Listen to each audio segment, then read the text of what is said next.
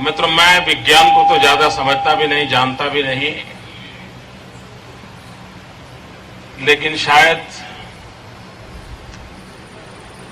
आज से 40-50 वर्ष पहले किसी ने स्टेम सेल्स ट्रीटमेंट की चर्चा की होती तो लोगों को बड़ा अजूबा लगा होगा कि ये कैसे संभव होगा, ये तो हवा की बातें हैं सब वगैरह। लेकिन जिन्होंने महाभारत पढ़ा है या सुना है, उनको मैं महाभारत की तरफ ले जाना चाहता हूं।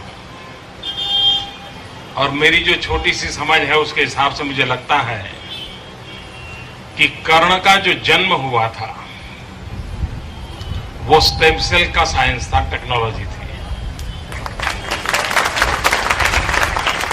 क्योंकि शास्त्र ये कहते हैं कि कर्ण का जन्म माता कुंती की गोद से नहीं हुआ था।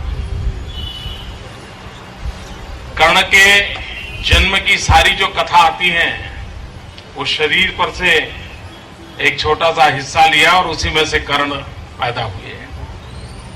अब स्टेम सेल वाले यही करते हो ना, कि भाई डॉक्टरों का सर्टिफिकेट चाहिए।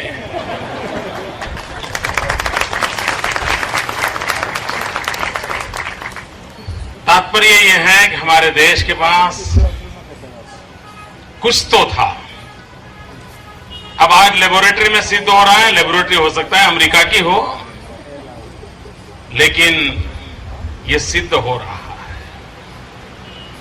हो सकता है कर्ण के संबंध में किसी के मन में सवाल हो कि भाई शायद मोदी जी ने कहा, लेकिन उतना तो वर्णन नहीं है।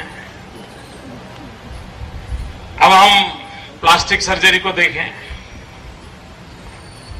मुझे लगता है कि दुनिया में सबसे पहली प्लास्टिक सर्जरी शरीर मनुष्य का और माथा हाथी का, गणेश जी का निर्माण। कैंसर, ल्यूकीमिया, थैलीसीमिया और अल्जाइमर जैसी बीमारियां होते ही लोग अपनी जिंदगी के कई साल घटा देते हैं। लेकिन प्रकृति अगर विनाश करती है तो सृजन भी करती है। अच्छी बात यह है कि इंसान ने इस बात को न सिर्फ बखूबी जान लिया है, बल्कि इसके पीछे के छिपे चिकित्सा विज्ञान को भी खोज लिया है। इंसान ने पहले जीवन की इकाई यानी कोशिका की पहचान की और अब उसे ही आधार बनाकर जानलेवा बीमारियों का हल खोज लिया है। हम बात कर रहे हैं स्टेम सेल थेरेपी की।